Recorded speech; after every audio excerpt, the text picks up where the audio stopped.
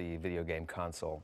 So I was very familiar with Sonic, and I know that at the time it was like a Sega versus Nintendo thing, and Mario versus Sonic, and so yeah, I spent a long time playing the game, and then my kids, another generation, spent many hours playing the game.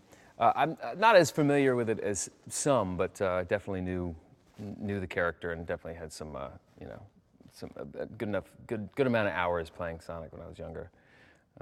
And it's a testament to its to the character in the game, and I think it's going to go down in history as one of the greatest video games ever created, and how long it's been around and how popular it's been for so long. So it's cool to see it finally make its way to the big screen.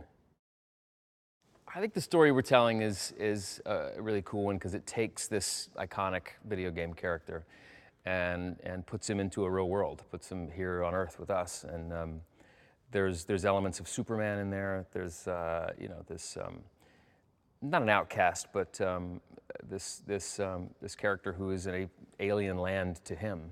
This alien who's in an alien land, who is curious about humanity, curious about people and their lifestyles that they lead, but feels like he has a secret, or feels that this world is, you know, or he's too much for this world, or he has to kind of be invisible, you know, to them, because it would be too much for them.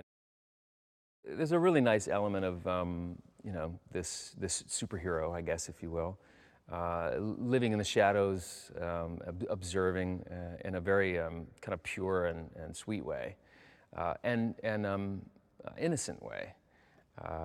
And in the audience getting to watch Sonic feel like he's growing ties with these people, and there's relationships forming that aren't necessarily reciprocal. So there's a real childlike innocence to Sonic in this movie, and it's fun to watch him observe the townspeople. Yeah, I think Tom is, at his core, a very good guy. He does the right thing, and he believes he's got a good sort of sweet moral code, and he's got a great relationship with his wife. He lives in a really small town, and I think there's a curiosity that lies within him that takes him outside of Green Hills in his mind and in his endeavors. He has a great affection and love for the people of the town that he protects, the people that he helps get their trucks stuck out of the mud and, you know, cleaning out their gutters. You know, he's a cop. He's a small town cop who wants more. He wants to mean more. He wants to challenge himself more. And while it's sort of bittersweet, the idea of having to leave this small town and his family for so long, you know, it's something he feels like he has to do, to, you know, do a little soul searching and find out who he really is. Sonic comes along, and Tom is, you know, in the middle of this point in his life where he's looking for meaning and purpose, and someone to really help, and a life to save. And yes, he's like this little blue alien hedgehog, so it takes him a second to kind of get his mind wrapped around that. But there's something about Sonic that he feels like he has to take care of him. I think you start to see Tom fulfilling his destiny, or whatever his goal was he wanted to achieve, kind of involuntarily and by accident. That this little blue creature kind of comes into his life and gives him purpose.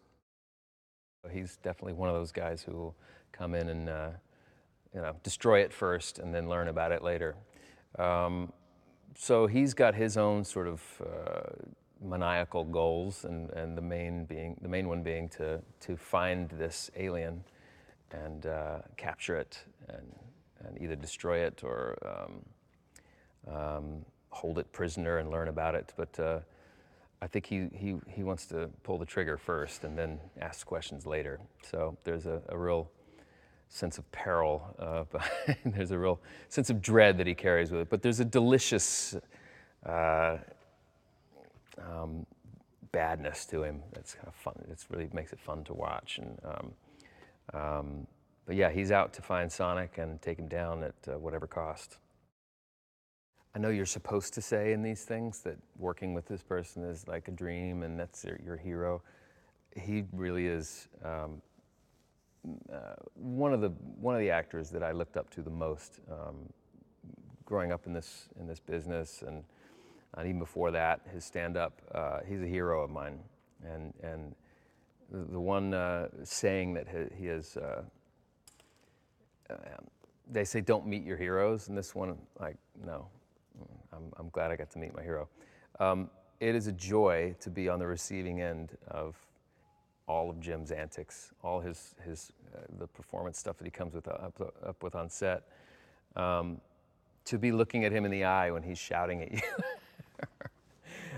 spitting in your face, 10 different lines, 10 different ways, and throwing himself on the floor. It's vintage Jim Carrey, and it's such a joy to watch.